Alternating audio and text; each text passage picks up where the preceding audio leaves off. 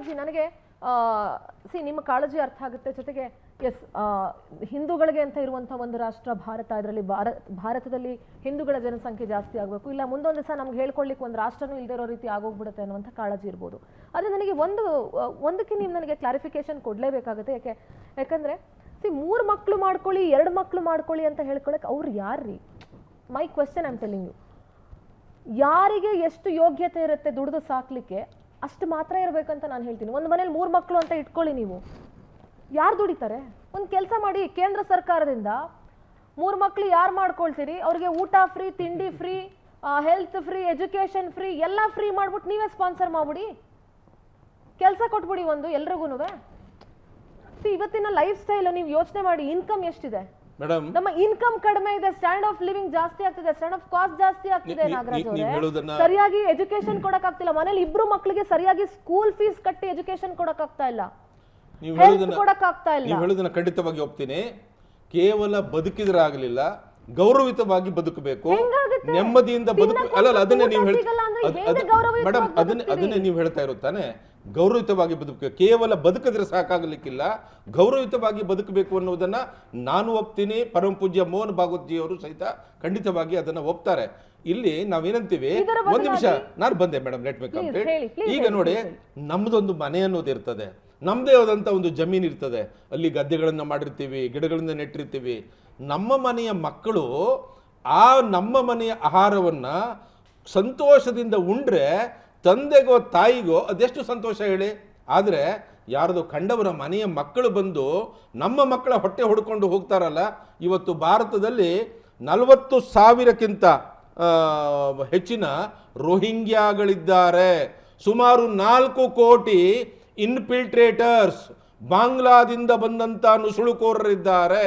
ಇವತ್ತು ಬಾಂಗ್ಲಾ ಮತ್ತು ಆಸಾಂಗಳಲ್ಲಿ ಅಲ್ಲ, ಫೇಲ್ಯೂರ್ ನಾನು ಬಂದೆ, ನಾನು ಅಲ್ಲಿಗೆ ಬರ್ತೀನಿ. ಈಗ 5-6% ಬಾಂಗ್ಲಾಗಳಲ್ಲಿ ಒಂದೊಂದು ಬೂತ್ನಲ್ಲಿ ಜನಸಂಖ್ಯೆ ಬಾಂಗ್ಲಾಗಳು ಬಂದು ತುಂಬಿರುವುದು ಆಸಾಂದಲ್ಲಿ ಮತ್ತು ಪಶ್ಚಿಮ ಬಂಗಾಳದಲ್ಲಿ ಆಗ್ತಾ ಇದೆ. ಒಂದು ಕಾಲದಲ್ಲಿ 1971 ಸುಮಾರಿಗೆ 80% ಇದ್ದಂತಹ ಪಶ್ಚಿಮ ಬಂಗಾಳದ 8 ಜಿಲ್ಲೆಗಳ ಜನಸಂಖ್ಯೆ, ಹಿಂದೂಗಳ ಜನಸಂಖ್ಯೆ 80% ಇತ್ತು. ಇವತ್ತು ನಾಟ್ ಇವನ್ 10%, ತುಂಬಿಕೊಂಡಿದ್ದಾರೆ. ಭಾಗಶಃ ನಾನು ನೀವು ಹೇಳುವಂತ ಪಾಯಿಂಟ್ಸ್ ಗಳನ್ನ ಒಪ್ಕೊಳ್ತೀನಿ, ನಾನು ಪೂರ್ತಿ ತೆಗೆದು ಹಾಕ್ತಾ ಇಲ್ಲ. ಆದ್ರೆ ಇದರ ಸೊಲ್ಯೂಷನ್ ಇದು ಒಂದು ಕಾನೂನು ತನ್ನಿ ಅಲ್ಲ, ಕೇಂದ್ರ ಸರ್ಕಾರ ನಿಮ್ದೇ ಇದೆ, ಒಂದು ಕಾನೂನು ತಗೋಬನ್ನಿ. ಅದಕ್ಕೆ ಒಪ್ಕೊಳ್ಳೋರು ದೇಶದಲ್ಲಿ ಇರ್ತಾರೆ, ಒಪ್ಕೊಂಡಿಲ್ಲ ಅಂದ್ರೆ ದೇಶ ಬಿಟ್ಟು ಹೋಗ್ತಾರೆ. ಲೆಟ್ ದೆಮ್ ಗೋ. ಬಾಂಗ್ಲಾ ಇನ್ಫಿಲ್ಟ್ರೇಟರ್ಸ್ ಅನ್ನ ಈ ದೇಶದಿಂದ ಹೊರಗೆ ಹಾಕ್ಲಿಕ್ಕೆ ಪೌರತ್ವ ಕಾನೂನನ್ನ ತರುವಂತ ಸಂದರ್ಭದಲ್ಲಿ ಇದೇ ಕಾಂಗ್ರೆಸ್ ಬೊಬ್ಬೆ ಹೊಡೆದಿರುವುದು, ಬೀದಿಯಲ್ಲಿ ಬಂದು ಬೊಬ್ಬೆ ಹೊಡೆದಿರುವುದು ಅವರೇ. ಈ ಬಾಂಗ್ಲಾದೇಶಿಗರಿಗೆ ಅಕ್ರಮವಾದಂತ ಆಧಾರ್ ಕಾರ್ಡ್ ಅನ್ನಂತವನ್ನು ಕೊಟ್ಟಿದ್ದು ಇದೇ ಕಾಂಗ್ರೆಸ್ ಮತ್ತು ಕಾಂಗ್ರೆಸ್ ಮನೋಭಾವದ ಸರ್ಕಾರಗಳು.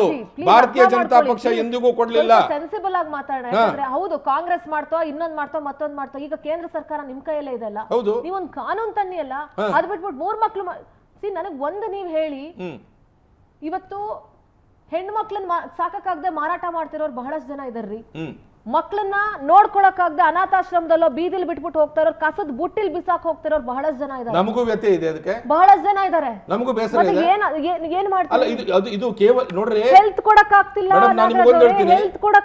ಒಂದು ವಾದದಲ್ಲಿ ನಿಂತು ವಾದಿಸುವವನಿಗೆ ಇನ್ನೊಂದು ವೇದಿಕೆಯಲ್ಲಿ ನಿಂತು ಉತ್ತರವನ್ನ ಕೊಡ್ಲಿಕ್ಕೆ ಆಗುವುದಿಲ್ಲ. ಇವತ್ತು ಡಿಬೇಟ್ ಇರ್ತಕ್ಕಂಥದ್ದು ಮೋಹನ್ ಭಾಗವತ್ ಜಿ ಅವರು 3 ಮಕ್ಕಳನ್ನ ಹೊಂದಬೇಕು ಅಂತ ಹೇಳುವುದು ಸರಿಯೋ ತಪ್ಪು ಅನ್ನೋದರ ಬಗ್ಗೆ ಡಿಬೇಟು. ಬಡತನ, ಅನಕ್ಷರಸ್ತೆ ಇವೆಲ್ಲವೂ ಸಹಿತ ಉಂಟು, ಅದು ಇದೆ. ಅದು ಪೂರ್ತಿ ಬೇರೆ ವಿಷಯ ಆದ್ರೂ ಸಹಿತ ಇಂಟರ್ ರಿಲೇಟೆಡ್ ಒಪ್ತೀನಿ ನಾನು. ಹೌದಪ್ಪ, ಈಗ ಆಯ್ತು, ಪ್ರಶ್ನೆ ಬರುತ್ತೆ, ಆಯ್ತಪ್ಪ ಇವ್ರು ಹೇಳಿದ್ರು 3 ಮಕ್ಕಳು ಮಾಡ್ಕೊಳ್ಳಿ ಅಂತ, ಸಾಕೋದ್ ಹೇಗೆ? ಅಲ್ಲ, ಸಾಕುವುದು ಮೇಡಮ್ ನೋಡ್ರಿ, ಸಾಕುವುದು ಹೇಗೆ ಅಂತ ಹೇಳಿದ್ರೆ, ನಾನೀಗ ಒಂದು ಉದಾಹರಣೆಯನ್ನ ಕೊಡ್ತೀನಿ. ನನ್ನ ಅಜ್ಜನಿಗೆ 12 ಮಕ್ಕಳಿದ್ರು, ನನ್ನ ಅಪ್ಪನಿಗೆ ಕೇವಲ 3 ಮಕ್ಕಳು. ನನ್ನ ಅಜ್ಜನೂ ಮಕ್ಕಳನ್ನ ಸಾಕಿದ್ದಾನೆ, ನನ್ನ ತಂದೆಯೂ ಸಾಕಿದ್ದಾನೆ. ಅದರ ಅರ್ಥ ಭಾರತದ ಜನಸಂಖ್ಯೆ ಏರಬೇಕು ಅಂತ ಅಲ್ಲ ನಾನು ಹೇಳೋದು. ಭಾರತದ ಜನಸಂಖ್ಯೆ ಏರಬೇಕು ಅಂತ ಅರ್ಥ ಅಲ್ಲ. ಒಂದು ಕಾಲದಲ್ಲಿ ಹಿಂದೂಗಳ ರಾಷ್ಟ್ರವಾಗಿರುವಂತ ಭಾರತದಲ್ಲೇ ನಾವೇ ಅಲ್ಪಸಂಖ್ಯಾತರಾಗಿ ಈ ರೀತಿ ಗಣನೀಯವಾಗಿ ಒಂದ್ ನಿಮಿಷ ನುಸುಳುಕೋರರು ಇಷ್ಟು ಜನ ಬಂದಿದ್ದಾರೆ ಅಂತ ನೀವೇನ್ ಹೆಂಗೆ ಸ್ಟಾಟಿಸ್ಟಿಕ್ಸ್ ಕೊಡ್ತಾ ಇದೀರಿ? ಯಾಕೆ ಬಿಟ್ರಿ? ಇಂಟೆಲಿಜೆನ್ಸ್ ಇಲ್ವಾ ಹಾಗಾದ್ರೆ? ಅಲ್ಲ, ಯಾರು ಬಿಟ್ಟವರು? ಇದೇ ಕಾಂಗ್ರೆಸ್ ಇಂಟೆಲಿಜೆನ್ಸ್ ಇದೆ ಅಲ್ಲ ನಿಮ್ಮ ಹತ್ರ. ಇದೇ ಕಾಂಗ್ರೆಸ್ ಇದೇ ಕಾಂಗ್ರೆಸ್ ಆಧಾರ್ ಕಾರ್ಡ್ ಅನ್ನು ಕೊಟ್ಟಿರೋದು ಇದೇ ಕಾಂಗ್ರೆಸ್. ಲಾ ತನ್ನಿ ನಾಗರಾಜ್ ಅವರೇ, ಒಂದು ಲಾ ಲಾ ತರ ಕೊಂಟಿವಿ, ಪೌರತ್ವ ಕಾನೂನು ತರ ಕೊಂಟಿವಿಯಲ್ಲ. ನೀವೆಲ್ವ ಬೊಬ್ಬೆ ಹೊಡೆದಿರೋದು ಏನಾದ್ರೂ ಬೊಬ್ಬೆ ಹೊಡ್ಕೊಳ್ಳಿರಿ, ದೇಶಕ್ಕೆ ಸರಿ ಅಂತ ನಾವು ತರ್ತೀವ್ರಿ. ಖಂಡಿತವಾಗಿ ಈ ದೇಶವನ್ನ ನಾವು ಸುಭದ್ರ ಮಾಡ್ತೀವಿ, ರಕ್ಷಣೆ ಮಾಡ್ತೀವಿ. ಇನ್ಫಿಲ್ಟ್ರೇಟರ್ಸ್ ನಲ್ಲ ಅವ್ರಿಗೆ ಎಲ್ಲಿ ಬೆತ್ತ ಹೊಡಬೇಕು ಅಲ್ಲಿ ಹೊಡೆದು ಅವರನ್ನ ಕಳಿಸ್ತೀವಿ. ಅದನ್ನ ಎಲ್ಲೂ ಸಹಿತ ಕಡಿಮೆ ಮಾಡುವುದಿಲ್ಲ. ಹೊರಗಡೆ ದೇಶದಿಂದ ಬಂದವರು ಈ ದೇಶದ ಅನ್ನವನ್ನ ತಿನ್ಲಿಕ್ಕೆ ಭಾರತೀಯ ಜನತಾ ಪಕ್ಷ ಬಿಡ್ಲಿಕ್ಕಿಲ್ಲ, ಖಂಡಿತವಾಗಿ ಬಿಡುವುದಿಲ್ಲ ನಾವು. ಈಗ ಮೋಹನ್ ಭಾಗವತ್ ಜಿ ಅವರು ಹೇಳಿರುವಂತ ಮಾತನ್ನ ಕೇವಲ ವ್ಯಾಕರಣದ ದೃಷ್ಟಿಕೋನದಿಂದ ನೋಡಬಾರದು, ಕೇವಲ ವ್ಯಾಕರಣದ ದೃಷ್ಟಿಯಿಂದ ನೋಡಬಾರದು.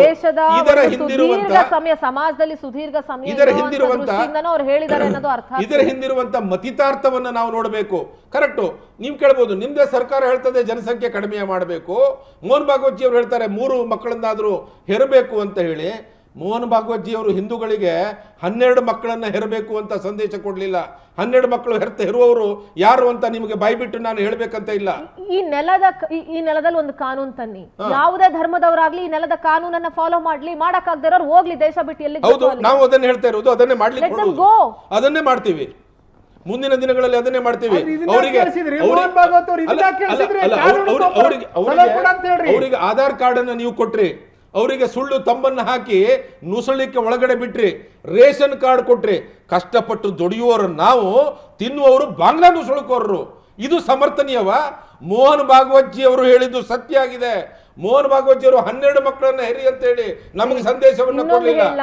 ಈ ದೇಶವನ್ನು ಉಳಿಸ್ಕೊಳ್ಬೇಕು ಅಂದ್ರೆ ನಾವು 3 ಮಕ್ಕಳನ್ನ ಹೊಂದಬೇಕು ಅನ್ನುವಂತ ಸಂದೇಶವನ್ನು ಕೊಟ್ಟಿದ್ದಾರೆ. ನಾವು ಭಾರತೀಯರು ಅಥವಾ ಹಿಂದೂಗಳು ಧರ್ಮಕ್ಕೆ ಎಷ್ಟು ಬೆಲೆ ಕೊಡ್ತೀವೋ ಸಂವಿಧಾನಕ್ಕೂ ಅಷ್ಟೇ ಬೆಲೆ ಕೊಡ್ತೀವಿ. ಖಂಡಿತವಾಗಿ ಆ ಸಂವಿಧಾನದ ಫಲಗಳನ್ನ ಯಾರೆಲ್ಲ ಪಡ್ಕೋತಿದ್ದಾರೆ ಅವರು ಈ ದೇಶದ ಕಾನೂನಿಗೆ ತಲೆ ಬಾಗ್ಲೇಬೇಕು. ಖಂಡಿತವಾಗಿ ಈ ದೇಶದ ರೂಲ್ಸ್ ಗಳಿಗೆ ತಲೆ ಬಾಗ್ಲೇಬೇಕು. ಬಾಗಕ್ಕಾಗಿಲ್ಲ ಅಂತಂದ್ರೆ ಪ್ಲೀಸ್ ಗೋ, ಹೋಗ್ಲಿ. ನೋಡ್ರಿ, ಬೇರೆ ಬೇರೆ ದೇಶಗಳಿಗೆ ದಯವಿಟ್ಟು ಹೋಗಿ. ಕಾಂಗ್ರೆಸ್ಸಿನ ಮುಸ್ಲಿಮರ ತುಷ್ಟೀಕರಣದ ನೀತಿ ಇದೇ ರೀತಿ ಮುಂದುವರೆದ್ರೆ ಮುಂದೊಂದು ದಿನ, ಈಗ ಸಂವಿಧಾನ ಅಂತ ಹೊಡ್ಕೊಳ್ತಾ ಇದ್ದಾರೆ ಕಾಂಗ್ರೆಸ್ಗಿನವರು, ಅಂಬೇಡ್ಕರ್ ಅವರಿಗೆ ಎಷ್ಟು ಅನ್ಯಾಯ ಮಾಡಿದ್ದಾರೆ, ಏನು ತೊಂದರೆ ಕೊಟ್ಟಿದ್ದಾರೆ ಎನ್ನುವುದನ್ನು ದೇಶ ನೋಡಿದೆ.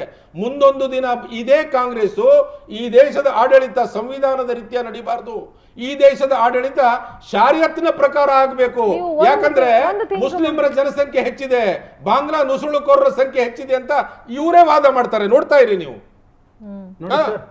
ನಿಮ್ಮ ಲಾಸ್ಟ್ ರಿಯಾಕ್ಷನ್ ಮಹಾಂತೇಶ್ ಅವರೇ. ಈ ದೇಶದ ಕಾನೂನನ್ನ ತರಬೇಕಾದ್ರೂ ಸಹ ಅದರದೇ ಆದಂತ ಪ್ರಜಾಪ್ರಭುತ್ವ ವ್ಯವಸ್ಥೆಗಳಿವೆ. ಆ ಪ್ರಜಾಪ್ರಭುತ್ವ ವ್ಯವಸ್ಥೆ ಯಾವ ತರ ಕಾನೂನು ತರಬೇಕು ಅಂತ ನೀವು ಹೇಳೋದು? ನೋಡಿ, ನೀವು ಅಂತಂದ್ರೆ ಕಾಂಗ್ರೆಸ್ ಹೇಳೋದು ಅಂತ ಕೇಳ್ತಾ ಇದ್ದೀನಿ. ಎಸ್, ಕಾಂಗ್ರೆಸ್ ಹೇಳೋದಿಷ್ಟೇ.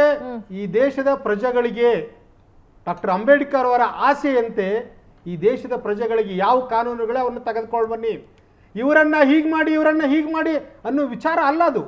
ಆದ್ರೆ ಮೋಹನ್ ಭಾಗವತ್ ಅವರು ಯಾವ ದೃಷ್ಟಿಕೋನ ಇಟ್ಕೊಂಡು ಹೇಳ್ತಾ ಇದ್ದಾರಲ್ಲ, ಆ ದೃಷ್ಟಿಕೋನಕ್ಕೆ ಕಡಿವಾಣ ಹಾಕುವಂತ ವ್ಯವಸ್ಥೆಯನ್ನು ಕಾನೂನು ತಗೊಂಬರ್ರಿ.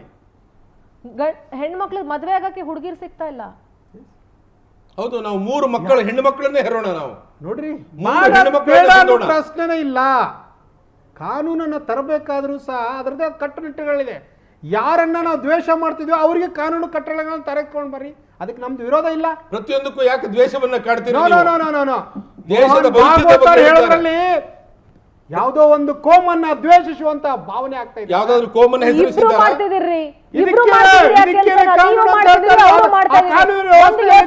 ಮೋಹನ್ ಭಾಗವತ್ ದೇವರಾಗ್ತಿದ್ರ? ಕಾನೂನು ವ್ಯವಸ್ಥೆ ಇಲ್ಲ ರೀ. ಮಹಾಂತೇಶ್ ಅವರೇ, ಧರ್ಮಾಧಾರಿತ ರಾಜಕಾರಣದಿಂದ ಯಾವುದೇ ಪ್ರಯೋಜನ ಇಲ್ಲ. ಅದು ಸತ್ಯ. ತುಷ್ಟೀಕರಣ ಮಾಡೋದ್ರಿಂದ ಪ್ರಯೋಜನ ಇಲ್ಲ ಅನ್ನೋದನ್ನು ನೀವು ಅರ್ಥ ಮಾಡ್ಕೋಬೇಕು. ಇದು ಸತ್ಯ ಆದ್ಮೇಲೆ ಅದು ಸತ್ಯನೇ. ಹಾಗಾದ್ರೆ ಮುಂದಿನ ಪ್ರಜೆಗಳಿಗೆ ನಾವೇನ್ ಬಿಟ್ಟು ಹೋಗ್ಬೇಕಾಗಿದೆ? ಮುಂದಿನ ಪ್ರಜೆಗಳಿಗೆ ಒಪ್ಕೊಂಡ್ಮೇಲೆ ನೀವು ಅದನ್ನು ಒಪ್ಕೋಬೇಕು. ನೋಡಿ ಮೇಡಮ್, ಇದರಿಂದ ಏನು ಪ್ರಯೋಜನ ಇಲ್ವೋ ಅದರಿಂದನೂ ಪ್ರಯೋಜನ ಇಲ್ಲ ಅನ್ನೋದನ್ನ ನಾನು ಅರ್ಥ ಮಾಡ್ಕೊಂಡು ನನ್ನ ಪ್ರಶ್ನೆ ಅದಲ್ಲ. ಈ ದೇಶದ ಪ್ರಜೆಗಳಿಗೆ, ಈ ದೇಶದ ಕಾನೂನು, ಸಹಬಾಳ್ವೆ ಮುಂದಿನ ವ್ಯವಸ್ಥೆಗೆ, ಮುಂದಿನ ನಮ್ಮ ಮಕ್ಕಳ ಪೀಳಿಗೆನು ಮತ್ತೊಂದ್ ಸರಿ ಹಾಳಾಗ್ಬಾರ್ದು. ನಾವು ಮಾಡುವಂತ ರಾಜಕಾರಣಕ್ಕಾಗಿ ಇದು ಹೋಗ್ತಾ ಇದೆ, ಇದು ಬೇಡ ಅನ್ನೋದು ನಾವು ಅರ್ಥ ಮಾಡ್ಕೋಬೇಕಾಗಿದೆ. ಧರ್ಮಾಧಾರಿತ ರಾಜಕಾರಣದಿಂದ ಯುವ ಪೀಳಿಗೆಗೆ, ಮುಂದಿನ ಪೀಳಿಗೆಗೆ ನೀವು ಕೆಟ್ಟ ಮೆಸೇಜ್ ಅನ್ನ ಕನ್ವೆ ಮಾಡ್ತಾ ಇದ್ದೀರಿ. ಇದು ಎಲ್ಲ ರಾಜಕೀಯ ಪಕ್ಷಗಳಿಗೂ ನಾನು ನೇರವಾಗಿ ಹೇಳ್ತಾ ಇದ್ದೀನಿ. ಸತ್ಯ, ಇದು ಬಹಳ ಸತ್ಯ. ಅದನ್ನ ಈಗಲೇ ಕಡಿವಾಣ ಹಾಕುವಂತ ವ್ಯವಸ್ಥೆ ಆಗ್ಬೇಕು. ಮೋಹನ ಭಾಗವತ್, ನಿಮ್ಮ ಕಡೆ ರಿಯಾಕ್ಷನ್. ಸಿಂಧದಲ್ಲಿ ಪ್ರಥಮ ಬಾರಿಗೆ ಮುಸ್ಲಿಂ ದಾಳಿ ಆಯಿತು. ಅಲ್ಲಿ ಮುಸ್ಲಿಂ ಜನಸಂಖ್ಯೆ ಶುರುವಾಗುವುದರ ಮುಖಾಂತರ ಭಾರತದಲ್ಲೆಲ್ಲ ಮುಸ್ಲಿಂ ಜನಸಂಖ್ಯೆ ಹೋಯ್ತು. ಆಯಿತು, ಭಾರತದಲ್ಲಿರುವಂಥ ಮುಸ್ಲಿಮರು ನಮ್ಮ ಅಣ್ಣ ತಮ್ಮದಿರು, ಒಪ್ಕೊಳ್ಳೋಣ. ಕಾಶ್ಮೀರ ಸಂಪೂರ್ಣ ಮುಸ್ಲಿಮಯ ಆಯಿತು. ಇವತ್ತು ಪಶ್ಚಿಮ ಬಂಗಾಳದ 8 ಜಿಲ್ಲೆಗಳಾಗ್ತಾ ಇದ್ದಾವೆ. ಎಷ್ಟು ನೋಡ್ರಿ, ಕೇವಲ ಒಂದು ಮತಕ್ಕಾಗಿ, ಒಂದು ಧರ್ಮಕ್ಕಾಗಿ ದೇಶದ ಎಷ್ಟು ಭಾಗವನ್ನು ನಾವು ಕಳ್ಕೊಳ್ಬೇಕು. ನಮ್ಮ ಹಿಂದೂಗಳಿಗೆ, ನಮ್ಮ ಹಿಂದೂ ಒಂದೇ ಒಂದು ರಾಷ್ಟ್ರ ಬೇಡವಾ ಮೇಡಮ್? ನಾವು ಹೇಳ್ತಾ ಇದ್ದೀನಿ, ಒಂದು ಮಾತನ್ನ ಅರ್ಥ ಮಾಡ್ಕೊಳ್ಳಿ. ನಾನು ಈ ಮಾತನ್ನು ಹೇಳುವಾಗ ನಿಮಗೆ ಕೋಮುವಾದಿಯಾಗಿ ಕಾಣಬಹುದು, ಆದರೆ ನಾನು ಕೋಮುವಾದಿ ಅಂತ ನೀವು ಹೇಳಿದ್ರು ಒಡ್ಡಿಲ್ಲ. ಒಂದು ನಗ್ನ ಸತ್ಯವನ್ನು ನಿಮ್ಗೆ ಹೇಳ್ತಾ ಇದ್ದೀನಿ. ಮೋಹನ್ ಭಾಗವತ್ ಜಿ ಅವರ 3 ಮಕ್ಕಳನ್ನಾದರೂ ಹೆರಬೇಕು ಅಥವಾ ಹೊಂದಬೇಕು ಅನ್ನುವಂತ ಮಾತನ್ನ ಪಾಲಿಸದ ಇದ್ರೆ ಹಳ್ಳಿಗಳಲ್ಲಿ ಡಿಜಿ ಹಳ್ಳಿ, ಕೆಜಿ ಹಳ್ಳಿ ಪ್ರಕರಣಗಳು ನಡೀತಾವೆ ಅನ್ನೋದನ್ನ ನೆನಪಿಡಿ. I need to wind up. ನನಗೆ ತುಂಬಾ ಕಡಿಮೆ ಸಮಯ ಇದೆ. ಥ್ಯಾಂಕ್ ಯು ಸೋ ಮಚ್ ಇಬ್ರಿಗೂ ಚರ್ಚೆಯಲ್ಲಿ ಭಾಗಿಯಾಗಿದ್ದಕ್ಕೆ. ಒಂದೇ ಒಂದು ಪ್ರಶ್ನೆ ಕೇಳ್ತೀನಿ ನಾನು ಚುಟುಕಾಗಿ. ಇದನ್ನ ಈ ರೀತಿ ದ್ವೇಷದ ರಾಜಕಾರಣ ಮಾಡಿ ಈ ರೀತಿಯಾಗಿ ಇದನ್ನ ಬಗೆಹರಿಸ್ಕೊಳ್ಳೋಕೆ ಮುಂದಾಗೋ ಬದಲು ಯಾಕೆ ಒಂದು ಕಾನೂನು ಕಟ್ಟಲೆ ಅಥವಾ ಒಂದು ರೂಲ್ಸ್ ರೆಗ್ಯುಲೇಷನ್ಸ್ ಅಂತ ಎಷ್ಟೋ ಹೊಸ ಬಿಲ್ಗಳನ್ನ ಪಾಸ್ ಮಾಡ್ತೀರಿ ಅಸೆಂಬ್ಲಿನಲ್ಲಿ, ಯಾಕೆ ಇದಕ್ಕೊಂದು ಕಾನೂನು ತಂದು ಒಂದು ಒಳ್ಳೆಯ ರೀತಿಯಾಗಿ, ಯಾಕೆ ಭಾರತದಲ್ಲಿರುವಂತಹ ಮುಸ್ಲಿಂ ಬಾಂಧವರು ನಮ್ಮ ಅಣ್ಣ ತಮ್ಮಂದ್ರಂತೆ ಅಂತ ನಾವು ಭಾವಿಸ್ತೀವಿ ಅಂತ ಅಂದುಕೊಂಡ್ರು ಕೂಡ ಭಾರತ, ನಮ್ಮ ದೇಶದಲ್ಲಿ ನಾವು ಇಂಥ ಒಂದು ಕಾನೂನು ತರ್ತೀವಿ. ಈ ದೇಶದ ಕಾನೂನಿಗೆ ಅಥವಾ ತಲೆಬಾಗೋರು, ನೆಲದ ಕಾನೂನಿಗೆ ತಲೆಬಾಗೋರು ಇದನ್ನು ಒಪ್ಕೊಳ್ಳೇಬೇಕು ಅಂತ ಹೇಳ್ಬೋದಲ್ಲ? ಅದಕ್ಕೆ ಕಾಂಗ್ರೆಸ್ ಸಹಕಾರ ಮಾಡಿಬಿಟ್ರೆ ಭವ್ಯ ಭಾರತವನ್ನ, ವಿಶ್ವಗುರುವನ್ನ ಕಾಣ್ತೀವಿ. ಅವರು ಸಹಕಾರ ಅವಶ್ಯಕತೆ ಇದೆ, ಅವರು ಸಹಕಾರ ಮಾಡಲ್ಲ. ದೇಶದ ಅಭಿವೃದ್ಧಿ ವಿಷಯದಲ್ಲಿ ಇಬ್ರಿಗೂ ಥ್ಯಾಂಕ್ ಯು ಸೋ ಮಚ್ ಚರ್ಚೆಯಲ್ಲಿ ಭಾಗಿಯಾಗಿದ್ದಕ್ಕೆ. ಒಟ್ಟಾರೆಯಾಗಿ ಈ ರಾಜಕಾರಣ ಅಥವಾ ಈ ದೇಶದ ರಾಜಕಾರಣ ಅಂತ ನಾವು ಏನ್ ಹೇಳ್ತೀವಿ, ಎಸ್ ಹೌದು, ಹಿಂದೂಗಳಿಗಿರುವಂತಹ ಒಂದೇ ರಾಷ್ಟ್ರ ಅದು ಭಾರತ ಅಂತ ಹೇಳಿದ್ರೆ ತಪ್ಪಾಗೋದಿಲ್ಲ. ಅಲ್ಲಿ ಹಿಂದೂಗಳ ಜನಸಂಖ್ಯೆ ಜಾಸ್ತಿ ಆಗಬೇಕಾಗತ್ತೆ, ಇಲ್ಲ ಅಂತಂದ್ರೆ ಅದು ಕೂಡ ಒಂದು ಆತಂಕಕ್ಕೆ ಕಾರಣ ಆಗಿದೆ ಅನ್ನೋದನ್ನ, ಆ ಮಾತನ್ನ ನಾನು ತೆಗೆದು ಹಾಕ್ತಾ ಇಲ್ಲ. ಆ ಮಾತಿಗೆ ಗೌರವ ಕೊಡ್ತಲೇ ಹೇಳ್ತಾ ಇದ್ದೀನಿ.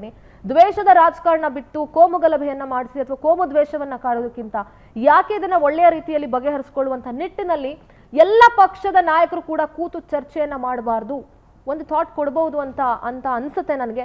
ನೋಡೋಣ ಮುಂದಿನ ದಿನಗಳಲ್ಲಿ ಈ ವಿಚಾರ ಎಲ್ಲಿವರೆಗೂ ಬಂದು ನಿಂತತ್ತೆ ಅಂತ ಹೇಳಿ. ಈ ದ್ವೇಷದ ರಾಜಕಾರಣ ಸದ್ಯ ಮಕ್ಕಳವರೆಗೂ ಬಂದು ನಿಂತಿದೆ. ಮುಂದೆ ಇನ್ಯಾರ್ಯಾರ ವಿಚಾರಕ್ಕೆ ಇವರ ರಾಜಕೀಯವನ್ನ ಬಳಸ್ಕೊಳ್ತಾರೆ ಅನ್ನೋದನ್ನ ನೋಡ್ಬೇಕಾಗುತ್ತೆ.